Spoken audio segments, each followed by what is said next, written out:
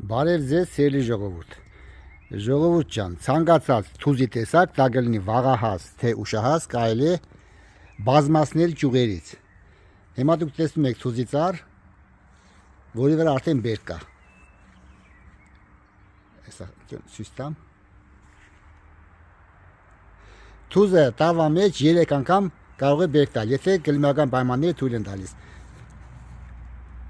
Տեսեք, այստեղ արդեն նորից ինքը սկսել է բերք տալ, ես վերևի ճյուղին ցույց տամ։ Սա նոր է, իսկ սա տեսեք կողքը կա մեծ թուզ, բայց նաև կան փոքր թուզիկներ։ Հիմա այս թուզի ծառերը տեսնում եք, սրանք սերմերից եմ աճեցրել, խամթուզ գնել եմ թուզ, շատ համը դուրս եկել է, ինչքան գիտեմ իսպանական թուզեր, եւ ես սերմերից աճեցրել եմ, արդեն սրանք 2 տարեկան են, պատվաստը արել եմ, շատ լավ են զգում իրենց։ Իսկ այս մեկը, որ տեսնում եք այս կարշոքի մեջ, այս ամանի մեջ, ժողովուրդ ջան, տեսեք, սա ճյուղից եմ դրել, արդեն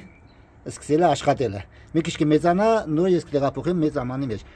Հիմա նույն բանը անում եմ այս սրանց հետ, արդեն ամանները պետք է փոխեմ։ Այս թուզերից մեկը, հիմա սրա ամանը պետք է փոխեմ, մեծացնեմ, ինչքան հնարավոր է ամանները շուտ փոխեք, ժողովուրդ ջան։ 1 տարի հետո նա մեծանում է, արմատները շատանում են, հողը չի բավականացնում եւ դրեք ավելի մեծ ամանի մեջ։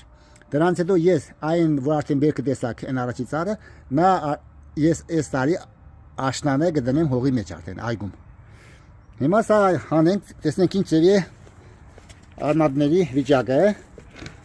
Այսինքն հիմա ես բարձրացնեմ։ Դուրս չի գալիս։ Ահա, դուրս եկա։ Տեսնում եք ժողովուրդ ջան, ամբողջը արմատների մեջ է, դրա համար պետք է ես տեղափոխեմ ավելի մեծ, մի քիչ ավելի մեծ ամանի մեջ։ Ես կամ բան, եղեք առողջ, բարին ընդ ձեզ, ձեզ հետ է Բորիս Խանբեգյանը։ Եթե հավանեցիք դրեցեք լայքերը, բաժանորդագրվեք իմ YouTube-յան ալիքին։ Ցտեսություն։